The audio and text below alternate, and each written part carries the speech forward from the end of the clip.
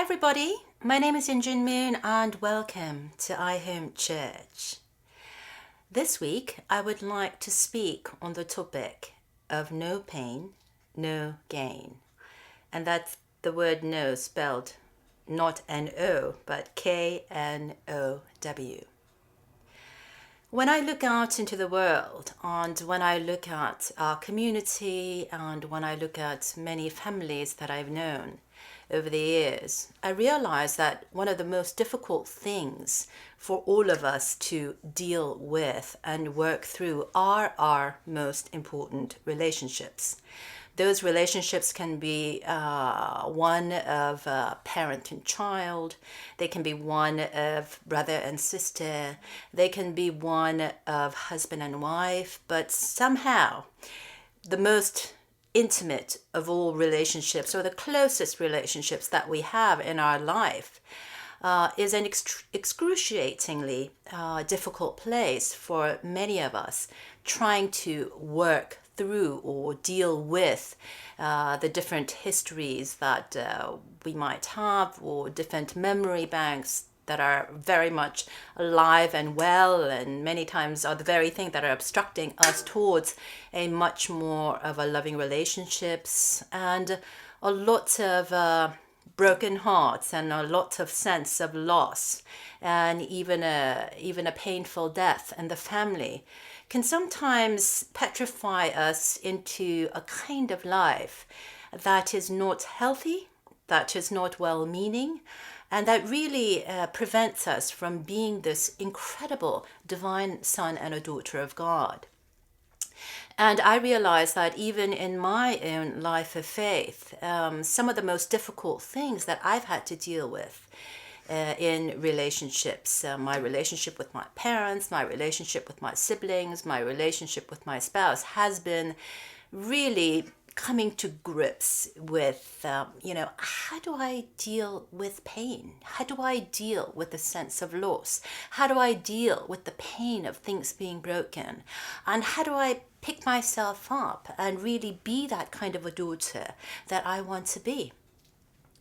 And I remember many years ago, while I was kind of going through my own journey, I read this piece given to me by a friend of mine, and it was the study that the psychologist did on how people tend to come from not the most ideal families. And even the well-meaning families, even though seemingly perfect or ideal parents, because they come from maybe a difficult past, or maybe some kind of a traumatic event that they've had to overcome. And if they did not resolve their difficulty or their painful issues, then even the well-meaning parents trying their best tend to kind of bring their pain into the new family that they are wanting to build. And unless it gets worked out and dealt with in the family context, the children end up kind of inheriting this pain, and so on and so forth. That's why when my father, the Reverend Myung Moon, talks about the family really being the school of love, that's where all the hard and difficult rubbing up against takes place. And this is where we grow as human beings. This is where we grow into a young and healthy adult. And not only is a family a place where we grow physically, in terms of our physical growth, many of you are just tall and, strong and beautiful and sons and daughters of God. But the family is the place where emotional maturity also need to take place together with spiritual maturity. But when we look at the world, many families and many relationships have never had a chance to address this issue of emotional maturity and a spiritual maturity. And therefore, we can be incredibly successful looking on the outside. We may be very great in our careers. We may be fantastic a doctor, or we may be a fantastic teacher. But when we come back into the domain of the private family realm where the difficulties of relationship gets worked out, we seem to be miserable failures at it. And I think a lot of us are scratching our head wondering, where did we go wrong? And this paper was kind of interesting because it says, it talked about how everybody, it doesn't matter where you were born in the world, if you did not have parents who were well aware of their own emotional growth or attained a sense of emotional or spiritual maturity, many times their children grow up wounded in the context of family life. So a lot of abuse or a lot of trauma or a lot of emotional breakage takes place well before we hit our teenage years. And so we don't realize it, but we grow into adults that still carry these painful wounds with us well into our adult life. And even though we think, we've kind of taken care of ourselves and we're dealing and we have dealt with our childhood and our past, when we start engaging in the most intimate relationships or the most profound relationships, like for instance in a marriage with our spouse, all of these things begin to show its ugly head. And the psychologist was talking about the importance of really being aware that many times what wounded people do, if you were wounded or if you experienced a painful situation in your childhood, the way we react as that wounded child is by subconsciously hurting other people. In a way, we don't have the ability to digest the pain that we've suffered, or we haven't learned how to digest with the proper tools to digest and overcome the difficulty. So what we end up doing when we are placed again in a traumatic or difficult or a painful situation is that we subconsciously end up hurting others. And the psychologist talked about 3 different kinds of people, wounded people. And it's definitely helped me understand my family life a lot better. And the psychologist talks about the first type of a person being an insulator. And what an insulator does is really surround him or herself with insulation. Think of a person walking around with a 3-foot styrofoam in all different kind of engagements or relationships in their life, because they are simply afraid to really reveal who they really are. They have to put on their emotional armors in order to survive. Otherwise, they feel that the world is there as the hostile other to hurt them. So by becoming this insulator type of a person, we ourselves are putting on this armor that really restricts and refrains us from the very kind of a loving relationship that we want to have with the other, because we see the other as hostile, as enemy, as somebody who is there to hurt us. And then the second type of a person is an isolator. And an isolator is somebody who is just simply so afraid of rejection, because an isolator understands rejection as self-annihilation. And so because they fear the rejection, what they do is they tend to leave their hearts at home in a safe, cozy spot. It might be in a closet or wherever, maybe in one studio. But when they face the world and they go out, and these isolators, they still do engage and connect with people. But the truth or the heart of who they are is left behind. And so out of this fear of rejection, they themselves decide to actually take themselves out of the very artistic or a loving relationship that they seek.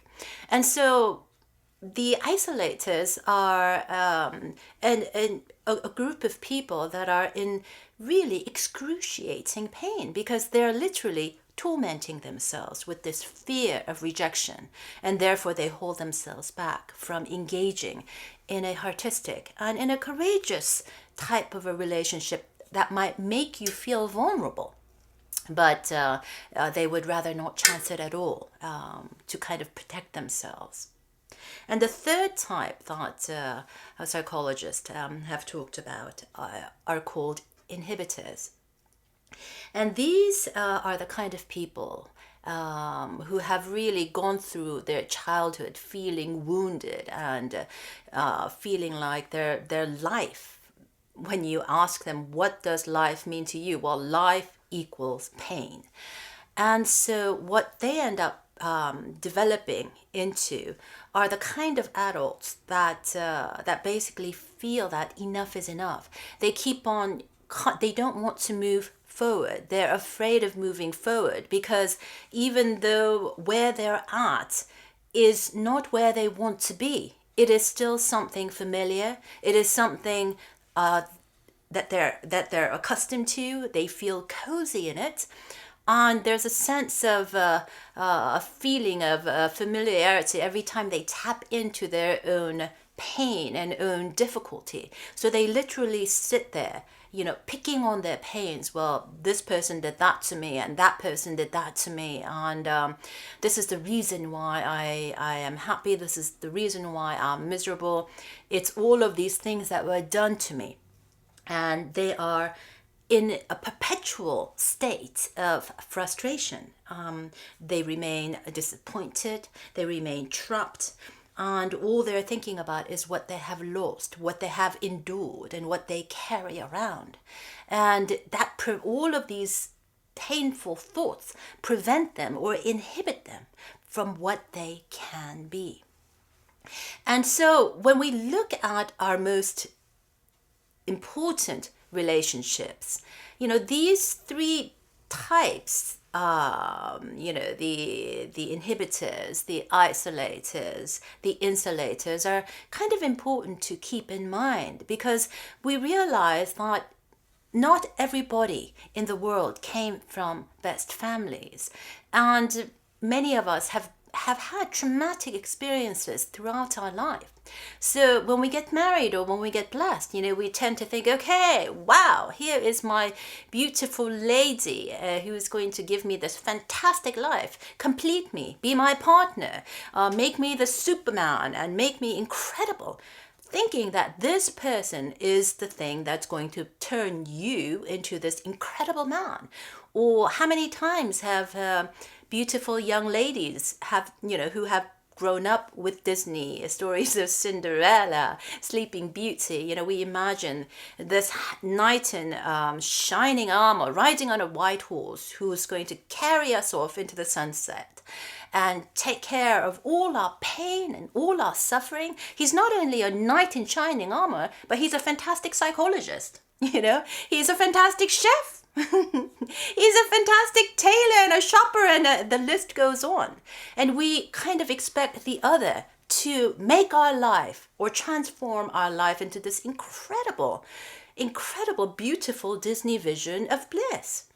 But we realize that when we get married and we get blessed and we engage in a spousal relationship, that one of the biggest things that are stumbling blocks to a healthy marriage is a set of expectations. And for those of us who came from very, very painful or traumatic childhood, has a laundry list of expectations that the other cannot possibly fulfill or meet or even make a dent on, no matter how willing the other person is. And so we realize that when we can understand why we might have these kind of expectations on the other, or unrealistic expectations, by really learning to look at ourselves and be honest and truthful about our childhood, starting with ourselves. In other words, take that first step to know the pain. Many of us go through our whole adult life trying to avoid the pains of childhood. I certainly did. And I know that a lot of people do. But unless we are really willing to look at the pain and to work through it and to grow with it, we will never, never be able to rid this pain and really kind of liberate ourselves to live an inspired and an empowered and a life where we naturally want to connect beautifully with all the men and women of the world. And so I feel that as our movement kind of transitions from the age of the wilderness to the age of the settlement, the survival mode that was so incredibly important, surviving those years in the wilderness, literally clinging on for dear life, command and obey. And what do? Every time you felt a challenge or a frustration, what did we do? We sacrificed, we denied. It really was a life of denial. But the really difficult thing about the age of the wilderness is that all the things that we denied, as single men and women trouncing around this great big country of America or trying to save the world, are the very things that we're going to have to tackle with. All of our frustrations, all of our needs, all of our expectations.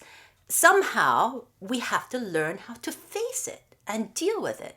Because even if we were so busy denying and sacrificing for the sake of our mission, when we attempt to build a family, to build these incredible eternal bonds and healthy bonds with our children, with our parents, with our spouses, with our siblings and our extended family, well, in the context of the family, all of these things that we didn't deal with in the age of the wilderness become the primary responsibilities in the age of the settlement.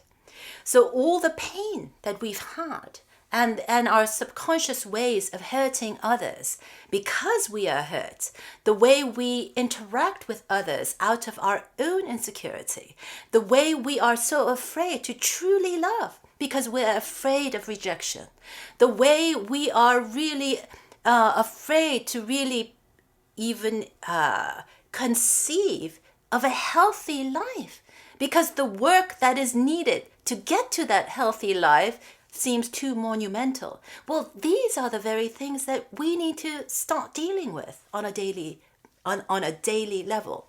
So I know that, for those of us who've played in team sports in middle school and high school, certainly whenever we had a coach, I remember growing up in middle school, our coach used to say, no pain, no gain. Otherwise, meaning that yes, we're going to put in our team effort. Yes, we're going to work hard. And you got to know, it's not going to be an easy walk in the park. I am going to make you run around for a couple of miles. I am going to make you do things that are physically strenuous. But by going through that process, you are going to build the physical resilience that will turn you into an incredible team on the green. And likewise, we kind of sometimes feel there's a lot of defeatist language that I hear around in our community. Oh, it's hopeless. Oh, the true family is just hopeless. It's here and there and all these divisions and, how the heck are we going to stand as one family and all of these impossibilities, all these monumental pain, everybody in their own pain that are being expressed in their own way. How are we ever going to come together? Well, we need to come together, but really understanding that people are suffering because there is a great deal of pain. And when you look at people who are angry, when you look at people who are afraid, when you look at people who are just have had it and don't want to envision another hopeful word, it's really because they are in pain.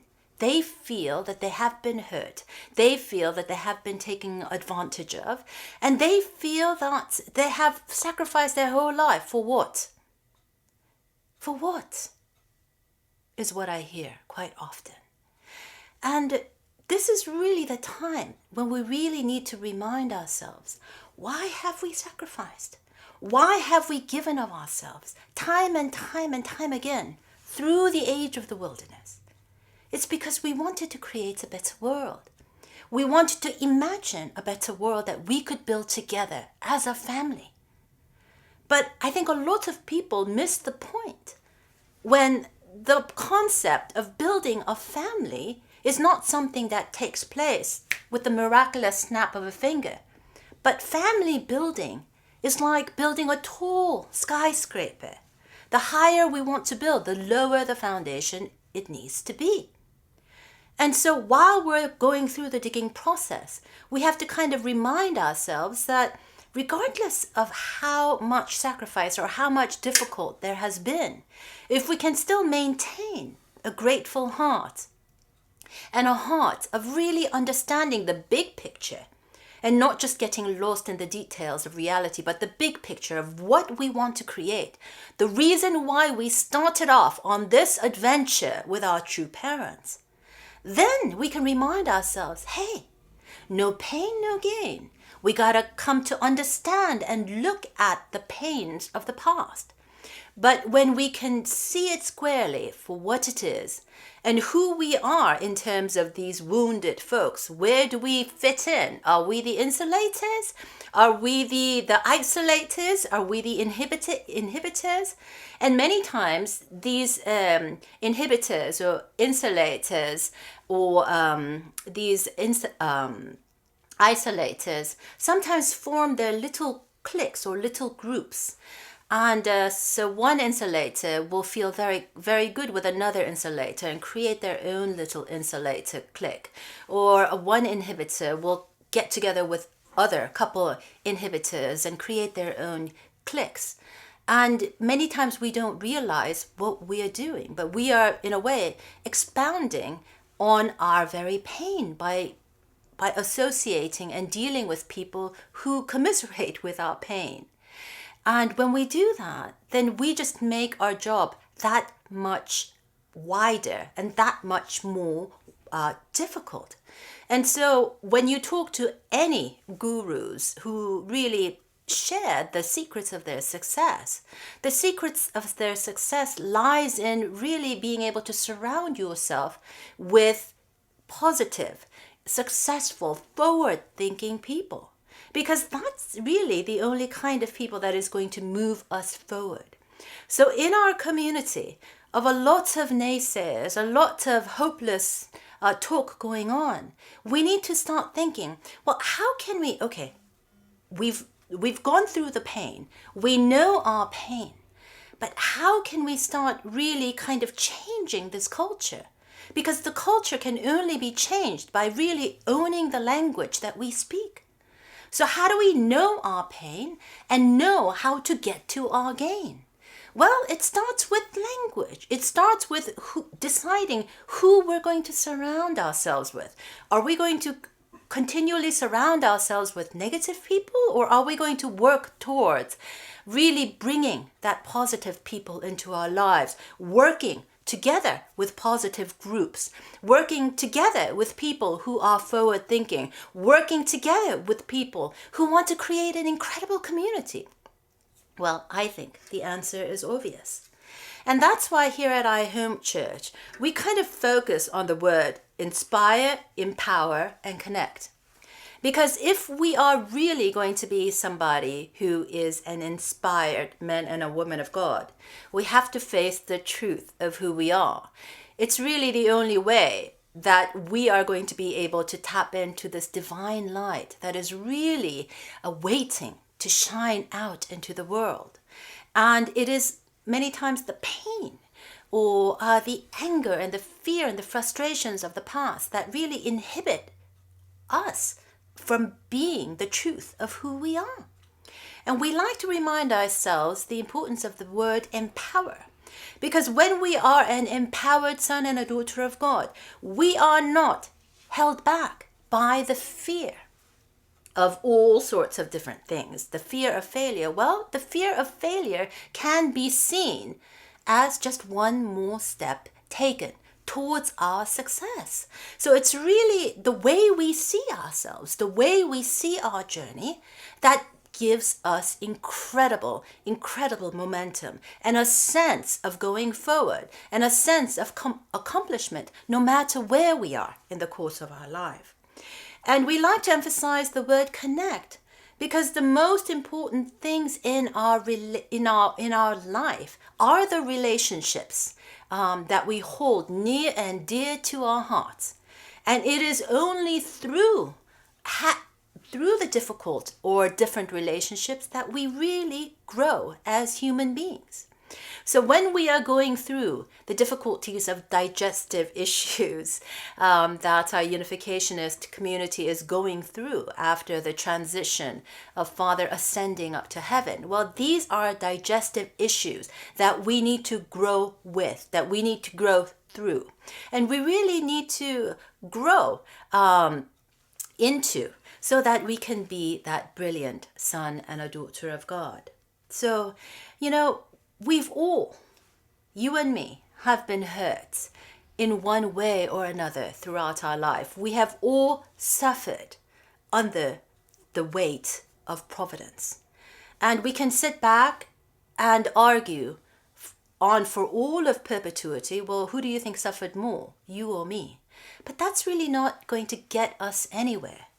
But what's really going to get us somewhere, to really becoming that community that really symbolizes the heavenly fortune or the heavenly gain, as I call it, well, that starts with understanding that, we've got to live for the sake of others. We got to work with one another. We got to start with ourselves, but think positively and learn to connect and work on our relationships and grow in the process, and thereby create beautiful families one at a time. So brothers and sisters, no pain, no gain. So going through the process, be hopeful, be mindful, and remind ourselves that this is a time when we build the kind of resilience that really will help us to become that compassionate man and a woman of God. So keeping that in mind, have a wonderful week. Take care. If you have any questions and comments, please leave them below the video or go to unresolved.com and use the contact form. And for those of you who want to contribute to our work here at iHome Church, just click on the donate button. Thank you.